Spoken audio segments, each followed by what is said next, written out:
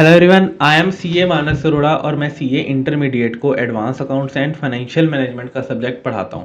तो आज के इस वीडियो में मैं बात करूंगा सितंबर 26 के सीए इंटर के स्टूडेंट्स के साथ। अगर आपका सीए इंटर का अटेम्प्ट सितंबर 26 में है, चाहे आप एक ग्रुप प्लान कर रहे हैं, चाहे आप बोथ ग्रुप प्लान कर रहे हैं, चाहे आप कंफ्यूज्ड भी हैं, तो भी इस वीडियो को पूरा देखना सो दैट आपको आपकी स्ट्रेटेजी जो भी आपको करना है वो क्लियर हो जाए। ठीक है जी। कौन सा ग्रुप देना चाहिए, एक देना चाहिए, बोथ देना चाहिए, फर्स्ट पहले देना चाहिए, सेकंड बाद में देना चाहिए, कैसे देना चाहिए, वो एक सेपरेट वीडियो का टॉपिक है, वो हम बाद में डिस्कस करेंगे। बट अभी करंटली अगर आपका सितंबर में एग्ज़ाम है तो आपको जो भी आप दे रहे हो पेपर, एक बोथ सेकंड जैसे भी दे रहे हो, तो आपको वो क्लियर करना ही है। क्यों क्लियर करना है, उसके बहुत सारे रीज़न्स हैं। सबसे पहला रीज़न तो जो आपका इनकम टैक्स एक्ट आया है, जो कि अभी अभी इम्प्लीमेंट हुआ है, वो मई 27 के एग्ज़ाम से आपके लिए आ जाएगा। सर क्या बात कर रहे हो, सितंबर के बाद तो जैन का भी है, फिर मई है, आप जैन तक क्यों रिस्क लेना चाहते हो? मेरे को एक बार बताओ, अगर खुदा ना खास्ता सितंबर में नहीं हुआ, जैन में दोगे, सितंबर का रिजल्ट कब आता है? नवंबर में। नवंबर से लेकर दिसंबर तक 1.5 मंथ में कर लोगे प्रिपेयर? क्या फिर से तलवार नहीं लटक गई? और अगर वहां पे भी ना हुआ तो आपकी तो दुनिया ही 180 डिग्री घूम जाएगी। तो फिर क्या करोगे? तो आप लास्ट तक जाना ही क्यों चाहते हो? हाँ, जिनका अटेम्प्ट है ही जनवरी तो ठीक है ना, वो एक डिफरेंट बात है, उनके पास अब से लेकर जनवरी तक का टाइम है। आपके लिए प्रिपेयर करने के लिए सिर्फ वो 1.5 मंथ ही होगा। नवंबर हाफ तक रिजल्ट आता है, दिसंबर का 1.5 महीना होगा आपके पास। तो आप वहां तक क्यों रिस्क लेना चाहते हो? और अगर वहां पर नहीं हुआ तो मार्क माई वर्ड्स, मई में तो आप कर ही नहीं पाओगे, क्योंकि आपको नया इनकम टैक्स पढ़ना पड़ेगा। फिर आपका जो सितंबर 26 का एग्जाम था, वो पता कब पोस्टपोन हो जाएगा? सितंबर 27। आप एक साल लाइफ में पीछे हो जाओगे सिर्फ एक सब्जेक्ट की वजह से। ठीक है जी। और फिर सबसे फोरमोस्ट कारण तो यही है, फिर आईसीआई कुछ नया सिलेबस लेके आ रही है। आईसीआई सिलेबस में एआई लेके आ रही है, ईएसजी लेके आ रही है, इन्वायरमेंटल सस्टेनेबिलिटी गवर्नेंस होता है वो लेके आ रही है, डेटा एनालिटिक्स लेके आ रही है। अब ये नहीं पता कि वो फाइनल में लेके आ रही है, इंटर में लेके आ रही है, कि दोनों में लेके आ रही है, और कब से लेके आ रही है। न्यूज़ में तो 2028 लिखा हुआ है, बट मेरे हिसाब से ये अनाउंस हो जाएगा 1 जुलाई 2026 को, या फिर उसके बाद, मतलब विद इन आपके जनवरी तक वो अनाउंस हो जाएगा, तभी जाके एक साल में वो प्रिपेयर करेंगे। तो भैया आपको देख लेना है कि ये ना हो आप सितंबर 27 तक वैसे पहुंच जाएं, फिर वहां पर नया सिलेबस आ जाए, और वो ये न्यू इंट्रोड्यूस होंगे सब्जेक्ट। 6 तो जो हैं वो तो रहेंगे ही, ये इंट्रोड्यूस होंगे सब्जेक्ट्स, तो आपके सब्जेक्ट्स बढ़ेंगे। और मैंने EISM दिया हुआ है, एंटरप्राइज इंफॉर्मेशन सिस्टम एक सब्जेक्ट होता था हमारे टाइम पे, वो मैंने दिया हुआ है, तो मैं आपको बता सकता हूँ ये बहुत रट्टे वाले सब्जेक्ट होंगे भैया, AI वगैरह और ESG वगैरह। मेरे को नहीं पता किस POV से लेके आ रहे हैं, कैसे लेंगे, बट हाँ आप पे बर्डन बढ़ने वाला। तो सबसे पहले आपके हाथ में जो है इसको फटाफट से आप क्लियर कीजिए। और second, third, last one, market की कंडीशन। इंटर करने के बाद आप लोग आर्टिकलशिप करने जाओगे। हर एक का सपना होता है एक अच्छी फॉर्म में आर्टिकलशिप करना, टॉप 10 टॉप 20 इंडिया की फॉर्म्स में आर्टिकलशिप करना। अगर आपके अटैम्प्ट्स लगे होंगे, एक अटैम्प्ट तो आपने अपनी खुद की मर्जी से लगवा लिया, और कुछ अटैम्प्ट आपका इनकम टैक्स एक्ट नया लगवा देगा। अगर इतने सारे अटैम्प्ट आपके लगे होंगे तो ये बहुत कम चांस होता है कि आपको टॉप की फॉर्म्स में आर्टिकलशिप मिले, जो कि रियलिटी है, जो कि मार्केट की रियलिटी है। पहले होता था मिल जाती थी, बट आज की मार्केट कंडीशन देख के, जहाँ पर आपकी सप्लाई ठीक ठाक हो रही है, मैं ये नहीं कह रहा बहुत ज़्यादा सप्लाई है, बट हाँ फर्स्ट अटेम्प्ट में पास करने वालों की सप्लाई काफ़ी है, तो वो उनको ले लेती हैं, वो कॉम्प्रो नहीं करती अब। ठीक है जी। तो ये 3 कंडीशन हैं जो आपको, चाहे आप एक ही ग्रुप दो सितंबर में, पर उसको क्लियर करो। अटेम्प्ट का धब्बा मत लगवाना।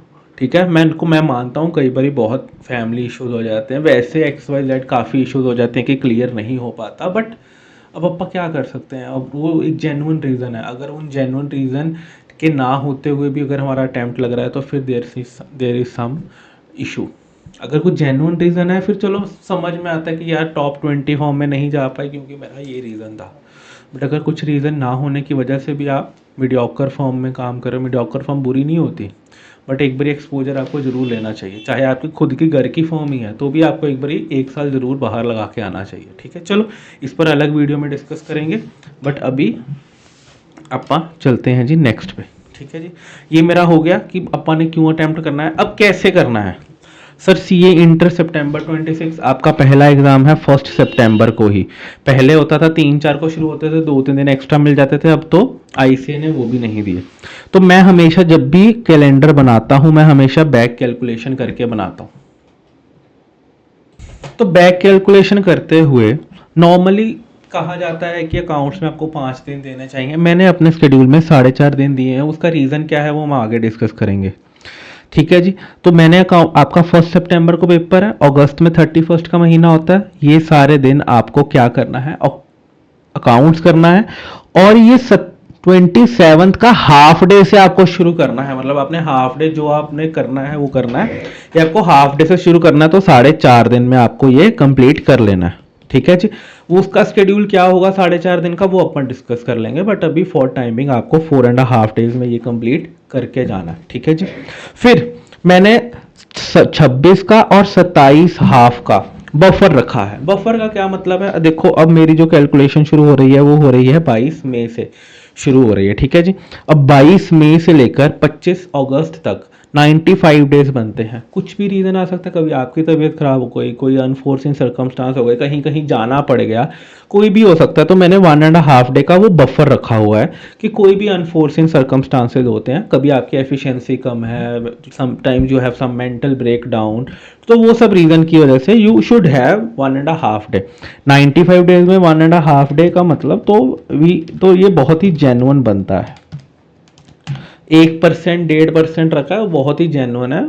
ठीक है जी, तो अब ये 95 डेज में अपने को करना क्या है। 95 डेज में अपने को क्लासेस कंप्लीट करनी, क्योंकि क्लासेस ऑब्वियसली बात है सितंबर वालों की चल रही होगी, अनटिल और अनलेस आपकी बहुत ही कम बच्चों की अभी तक खत्म हुई होंगी, खत्म होने वाली होंगी।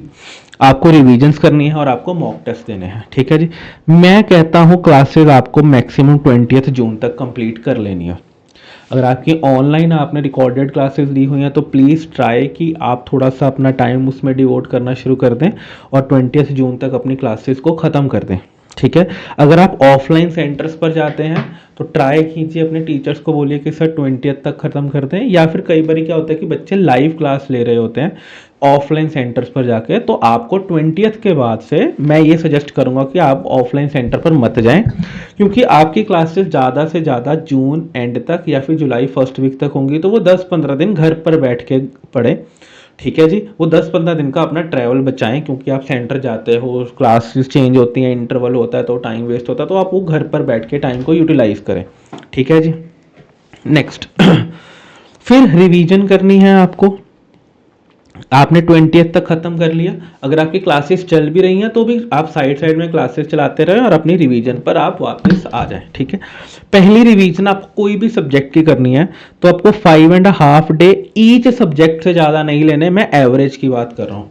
अब हो सकता है कि आपको ऑडिट में एक आधा दिन ज़्यादा लग जाए, या फिर एफएमएसएम में कम दिन लगे, हो जिस भी सब्जेक्ट में आपकी होल्ड है हो सकता है उसमें आपको आधा दिन ज़्यादा लगे, या जिस सब्जेक्ट में आपको नहीं आता उसमें आपका आधा दिन एक्स्ट्रा भी लग सकता है। तो मेरा कहने का मतलब सिर्फ ये है कि आपको 5.5 डे ईच ऑन एवरेज, मतलब अगर आपके 6 सब्जेक्ट्स हैं तो 5.5 डे के अकॉर्डिंग आपके बनते हैं जी 33 डेज। ठीक है जी, तो आपको 33 डेज में अपनी पहली रिवीजन खत्म करनी है। ठीक है जी, अब मैंने जो आगे लिया 24 जुलाई, आधा एक दिन ऊपर नीचे करके लिया है, कई बार बफर ज़्यादा भी लेना पड़ता है, कम भी लेना पड़ता है। सर आपने तो 1.5 डे का बफर ले लिया, भैया मशीन थोड़ी है 1.5 डे, 1.5% से थोड़ी कुछ होता है।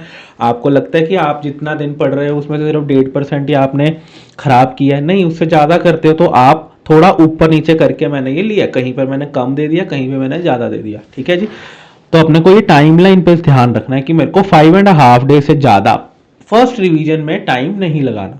अब ये नहीं है कि हो नहीं रहा, मैं भागी जा रहा हूँ, 5.5 डे कहा था 5.5 डे तो मैं भगा लूँ, नहीं भैया। सेट इज पहली रिवीजन सबसे टफेस्ट रिवीजन होती है, क्योंकि इसमें आपको सारे कंसेप्ट्स रिकॉल करने होते हैं।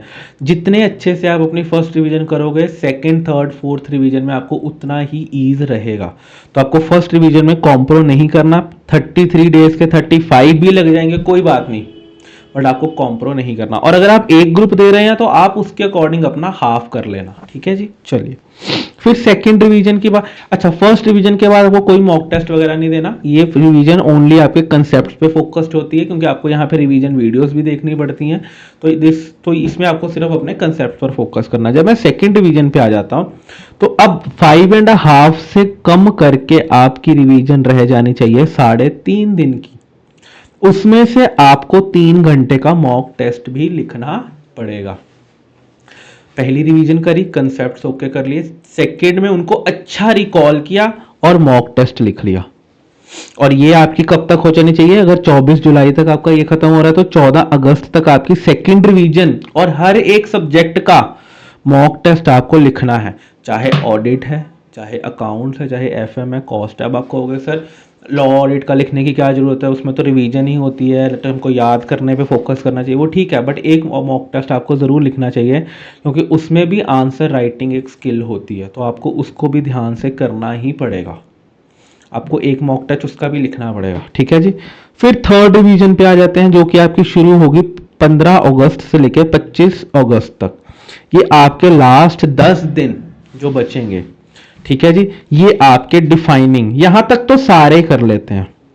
अगर मैं बात करूं, यहां तक तो 60-70% बच्चा पहुंच जाता है। जो गेम चेंजर होते हैं ना, वो ये लास्ट के 10 दिन होते हैं। अब यहां पर आपको 15 अगस्त से लेकर 25 अगस्त तक क्या करना है? आपको इसमें से 15 अगस्त 16 अगस्त को 1.5 दिन देना है अकाउंट्स के लिए।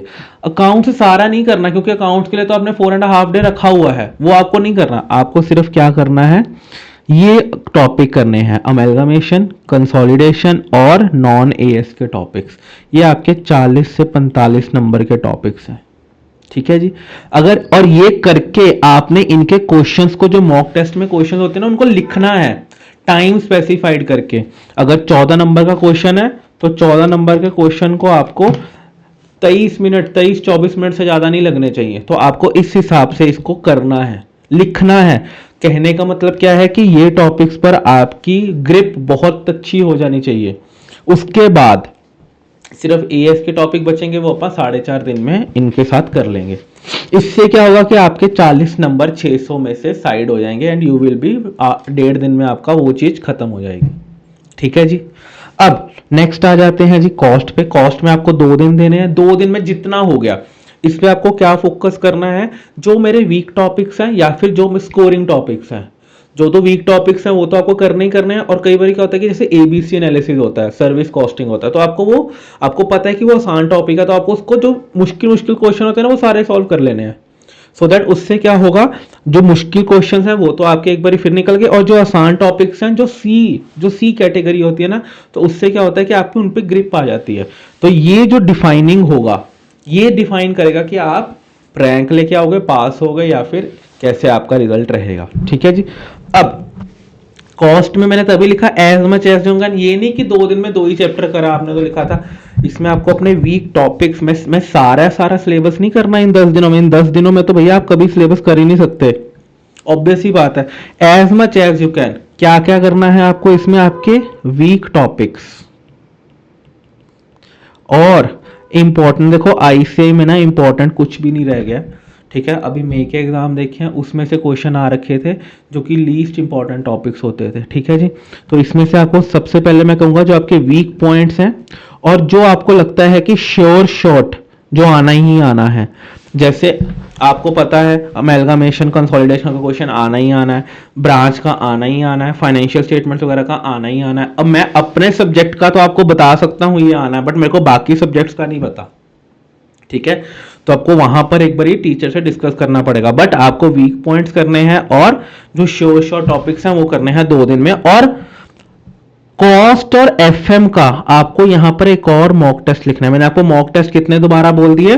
अकाउंट्स का थोड़ा सा लिखना है और इसका कॉस्ट का और एफएम का जरूर लिखना है। तो इससे क्या होगा, आपके जो प्रैक्टिकल टॉपिक्स हैं वो आपके हाथ से दोबारा से निकल जाएंगे और आपकी स्पीड का इशू नहीं आएगा आपको। ठीक है।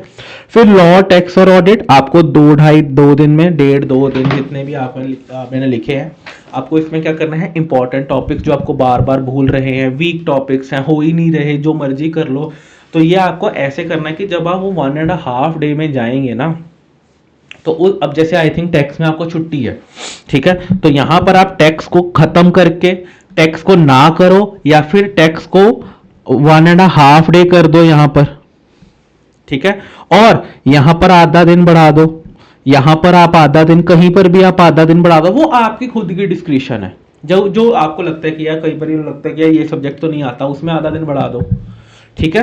तो ये कहने का मतलब यहां पर क्या था कि इन 10-11 दिनों में आपको क्या करना है, आपको ये इंपॉर्टेंट टॉपिक्स करने हैं, वीक टॉपिक्स करने हैं, सो दैट आप जब 1.5 डे में जाएंगे तो आप एक छोटा सा कॉन्फिडेंस लेके जाएं। जैसे लॉ, ऑडिट, कॉस्ट में जब आप जाएंगे तो आप एक थोड़ा सा कॉन्फिडेंस लेके जाएं, यार ये टॉपिक तो मैंने 10 दिन पहले ही करा है, ये तो मेरे को याद होगा ही, सो दैट वो 1.5 दिन में ना एक थोड़ी स्पीड अप हो जाती है आपकी चीज़। जैसे आपने पहले टॉपिक किया होगा ना, वो थोड़ी स्पीडली हो जाएगी, फिर जिस पे आपको टाइम देना है वो दे सकते हो, ठीक है जी।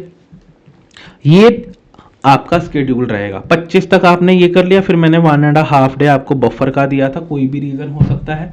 अब हो सकता है जो आपका ये स्केड्यूल है ये साके 27 को ही खत्म हो, 27 हाफ डे कोई, ये नहीं है कि मेरे को 25 को खत्म करना ही करना है। बफर का मतलब ये होता है कि अनफोर्सिंग सर्कमस्टांसेस, कई बार ज्यादा टाइम लग गया उसके लिए, ठीक है, ऐसा तो नहीं है 5.5 डे में आप सब कर लोगे, चीजें आपकी आगे स्ट्रेच होंगी ही होंगी, बट उसका आपको टेंशन नहीं लेनी, क्योंकि आपके पास 1.5 डे का बफर ऑलरेडी पड़ा है, इसीलिए बफर रखा गया था, ठीक है जी। तो ये था स्केड्यूल मेरी तरफ से। बाकी जो ये 4.5 डे है, ये हम बात करेंगे अगस्त में जाके कि इसको कैसे आपको प्लान आउट करना है। अभी आपका फोकस आपकी क्लासेस को टाइमली फिनिश करने पर होना चाहिए, और बैक ऑफ द माइंड आपको अपना प्रिपेयर करने के लिए होना चाहिए अगर आपको बोथ ग्रुप्स देने हैं। अभी से आपको क्या करना है, अपनी स्लीप को, मैं ये नहीं कह रहा हूँ स्लीप को कंट्रोल करना शुरू कर देना है, बट स्लीप को रैशनलाइज करना शुरू कर देना है। 8-8 घंटे सोने से बोथ ग्रुप्स मुश्किल है, मैं ये नहीं कहता नहीं होंगे, बट मुश्किल है। Try to reduce it to 6 to 7 hours, ठीक है जी। Second, eat healthy. बहुत सारे बच्चे हैं जो पेपर से पहले जाके स्ट्रेस हो जाता है, बाहर का खा लेते हैं, कहते हैं चलो आज उनको बहुत स्ट्रेस है, बाहर का खा लेते हैं, तो बीमार हो जाते हैं। मैंने बहुत देखे हैं, मई में भी, जैन में भी, पूछता हूँ मैंने क्यों नहीं दिए जी, बीमार हो गए थे। प्लीज़ हेल्दी खाना शुरू करिए। फिर ड्रिंक रेगुलर वाटर, पानी पीजिए, हाइड्रेटेड रहिए। गर्मी का मौसम है नॉर्थ में, कहीं अब I think all over India में गर्मी का मौसम है, तो प्लीज़ थोड़ा अपनी हाइड्रेशन को भी ध्यान में रखना है। और avoid stress apart from studies. Life में बहुत स्ट्रेस है आपके, मेरे को पता है। कौन, किसी ने आपकी फ़ोटो नहीं लाइक करी, किसी ने उसकी फ़ोटो लाइक कर दी, किसी ने उस पर कमेंट कर दिया, आप पे फ़ोटो पे कमेंट नहीं किया, स्टोरी लाइक कर दी, स्टोरी लाइक नहीं करी। ये सारी चीज़ों को थोड़ा सा 100 दिन के लिए अगर आप होल्ड कर सकते हैं, बाद में तो करना ही है, अभी भी करते ही आए थे, 100 दिनों के लिए होल्ड कर दें अगर आप इन चीज़ को, तो आप फर्स्ट टाइम में निकाल सकते हैं। फिर तो 2-2.5 साल है ही हैं, फिर यही तो करना, और यही करना ही है, और क्या ही है। तो थोड़ा सा अभी इसको होल्ड करते हैं, प्लीज़ थोड़ा सा सीरियस होना है अपने को यहाँ पर। और अगर आपको अकाउंट्स में या फिर एफएम में कोई भी इशू आएगा तो प्लीज़ लेट मी नो। मेरी अकाउंट्स की जो बुक है, मेरी जो अकाउंट्स की बुक है, इस अकाउंट्स के कंसेप्ट नोट्स में मैंने 195 पेजेस में अपने सारे के सारे कंसेप्ट को कंसाइज कर दिया है। जैसे मैं अमेलगमेशन की बात करूं, तो अमेलगमेशन में आपको कोई भी चीज़ पर ज़्यादा टेंशन लेने की ज़रूरत नहीं है। अगर आपके पास एक कंसेप्ट नोट है, मैंने सारे कंसेप्ट, मर्जर क्या होता है, एब्जॉर्प्शन क्या होता है, परचेज क्या होता है, यही नहीं समझ में आता एग्जामिनेशन हॉल से पहले तक अमेलगमेशन में, तो फिर ट्रांसफर रियलाइजेशन पर बुक वैल्यू पे करना है, नेट एसेट लेते हैं फेयर वैल्यू लेनी है, इसको भी फेयर वैल्यू लेनी है। तो ये सारे जो इंपॉर्टेंट पॉइंट है, जैसे मैं अमेलगमेशन का बता रहा हूँ, वैसे ही हर एक चैप्टर के इंपॉर्टेंट पॉइंट्स को मैंने 189 पेजेस में कंसाइज कर दिया। अगर आप ये कंसेप्ट बुक को फॉलो कर लेते हैं तो ऐसा कोई भी क्वेश्चन का पॉइंट नहीं है जो कि आप सॉल्व नहीं कर पाएंगे। और ये सारे के सारे पॉइंट्स, एक चाहे आपका फ्लो चार्ट हो, चाहे एंट्रीज हो।